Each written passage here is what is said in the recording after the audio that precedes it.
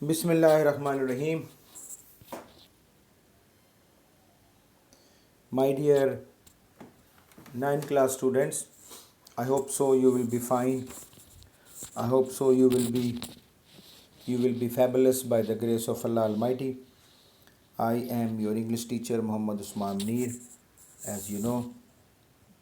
और आज के लेक्चर में हम बेटे डिस्कस करने जा रहे हैं आपकी कॉम्प्रिहेंशन पैसेजेस, जिसमें this is what the unsolved passage and passage number 5. आप इसको दोनों तरीक़ों से देख सकते हैं. दिस में भी द पैसेज नंबर 15, और अगर आपको इसको अनसॉल्व्ड पैसेज कहें तो दिस में भी द पैसेज नंबर 5. ओके, तो इसके बारे में मैं आपको क्लियर करूँगा कि how to get marks in your passage comprehension passage. इसमें अक्सर बेटे ये होता है कि students they lose their marks और they do not know what to do. Basically होता ये है कि हम पैराग्राफ को पढ़ते हैं और पैराग्राफ को पढ़ने के बाद जब क्वेश्चन सामने आता है तो उसका आंसर हमें एक सेंटेंस में पढ़ा हुआ नज़र आता है, तो we pick up that answer without thinking कि whether we have to change its form or not, whether we have to change its tense or not. So without changing its tense and form of the verb, we write the answer over there, and that is not correct. हमने बेटे करना ये होता है कि ये जो passage होता है इसको पढ़ना होता है. पढ़ने के बाद हमने कॉन्सेप्ट लेना होता है, और कॉन्सेप्ट लेने के बाद फिर जब हम क्वेश्चंस देखते हैं तो we have to answer the question according to its real essence. जिसमें हमें फॉर्म ऑफ वर्ब भी बदलनी पड़ सकती है, इसमें हमें टेंस भी बदलना पड़ सकता है. तो अगर आप इस तरह ये करते हैं तो I hope so you will get maximum marks. So let's start the paragraph number. Here we have the paragraph number 5 unsolved, और अगर दूसरे तरीके से बोलें तो 15 भी कह सकते हैं आप. Okay, this is the passage regarding too early rising. सुबह सवेरे उठने के बारे में है. तो आपके लिए एक बहुत अच्छा पॉइंट ये है कि I have taken this passage from my own notes where I have written the meanings of the words and the translation as well. So जब आप इंग्लिश से उर्दू ट्रांसलेशन कर लेंगे तो बेटे आपको इनके क्वेश्चंस के आंसर ढूंढने में बहुत आसानी होगी. सो पहले मैं आपको इसकी ट्रांसलेशन करा देता हूँ, फिर I have written its answers grammatically and tense wise correct. आपने इसको फॉलो करना है. Early rising is a good habit at its gives an early start of the day's work. सुबह सवेरे जागना एक अच्छी आदत है. कॉन्सेप्ट ले रहे हैं हम, I am saying again, concept ले रहे हैं, रटना नहीं है, बस समझना है. You have to comprehend what is in the paragraph. We gain time while the late riser are asleep. क्योंकि इससे क्या होता है, जब आप सुबह सवेरे जागते हैं तो आपके काम का आगाज़ अच्छा होता है, आपके दिन के काम का आगाज़ अच्छा होता है, हमें वक्त मिल जाता है. जबकि जो लोग लेट उठते हैं, सोए रहते हैं, उन्हें टाइम कम मिलता है. The early riser have another advantage also, and that is they enjoy good and sound health. सुबह सवेरे जागने वालों को एक और फ़ायदा भी होता है, और वो ये होता है कि वो अच्छी सेहत के मालिक हो जाते हैं. और क्या होता है, इस तरह उनके काम का आगाज़ भी अच्छा हो जाता है. Those who are out of bed early have plenty of time to do their work carefully, steadily and completely. वो लोग जो सुबह सवेरे बिस्तर से निकल आते हैं, उनके पास अपना काम एहतियात से, मुस्तकिल मिजाजी से और पूरी तरह करने के लिए बहुत सा वक्त होता है. लिखा हुआ ना, केयरफुली एहतियात से, स्टेडीली मुस्तकिल मिजाजी से, एंड कम्प्लीटली और पूरी तरह करने के लिए. They do not have to put off anything to the next day. उन्हें किसी भी काम को अगले दिन पर नहीं टालना पड़ता. वो अपनी कोटेशन भी सुन रखी है ना कि आज का काम कल पर नहीं डालना चाहिए. Do not put off till tomorrow what you can do today. आज का काम आज पर ही रखना चाहिए if you want the maximum results.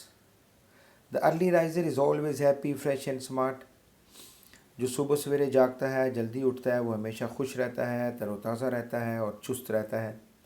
He enjoys his work while those who get up late and find their duty dull and dry and do it unwillingly। ये बहुत ज़बरदस्त लाइन है। वो अपने काम से लुत्फ़अंदोज़ होता है। कौन? Who is the early riser. जबकि वो जो देर से उठते हैं उन्हें अपना काम गैर दिलचस्प लगता है, वो उसको खुश्क महसूस होता है उन्हें काम। और unwillingly, this is the word that has been used over है, अनविलिंगली, यानी वो अपना काम बेदिली से करते हैं, उनका दिल नहीं कर रहा होता काम करने को, लेकिन yes they consider it a duty और इसको वो करते हैं। लेकिन कोई भी काम अगर आप नीयत से करें, कोई भी काम आप दिल से करें, तो उसके रिज़ल्ट्स बेदिली से करने से कहीं ज़्यादा होते हैं।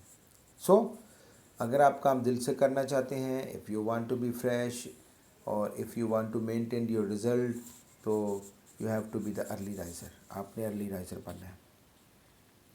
Early rising is there for a key to success in life. लिहाजा हम कह सकते हैं कि सुबह सवेरे जागना ज़िंदगी में कामयाबी की कुंजी है। So that was the first step.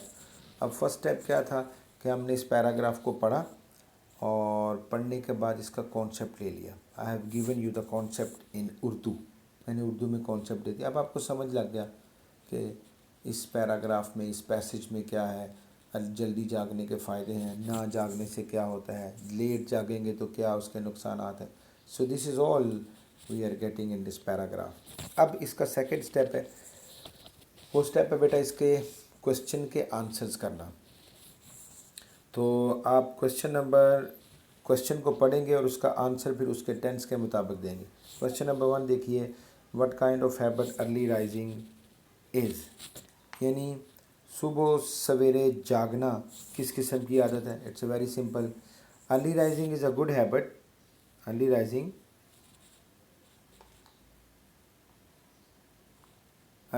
Is a good habit. थोड़ा सा मैं और ऐड कर देता हूँ, as it gives us an early start of the day's work, क्योंकि इससे हमें क्या मिलता है, दिन के काम का आगाज़ जो होता है वो भी हमें जल्द मिल जाता है। ओके, क्वेश्चन नंबर 2 पे आ जाइए। Why can an early riser do more work than the late riser. सुबह जागने वाला देर से उठने वाले से ज़्यादा काम क्यों कर सकता है। This is a matter of common sense. सोचिए आप क्यों कर सकते हैं, बताइए। N early riser gains much time so he can do more work than the late riser।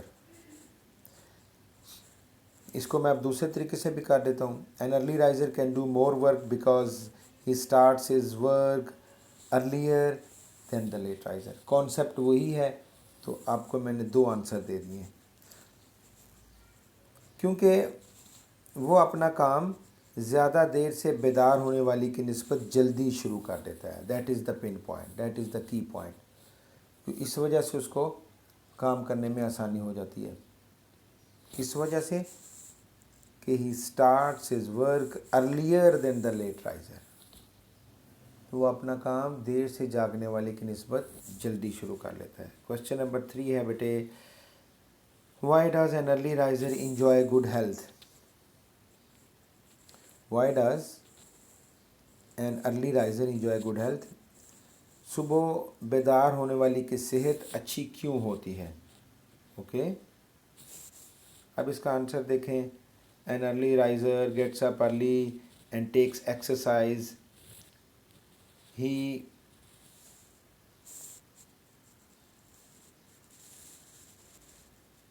starts his work early so he is always happy, fresh and smart।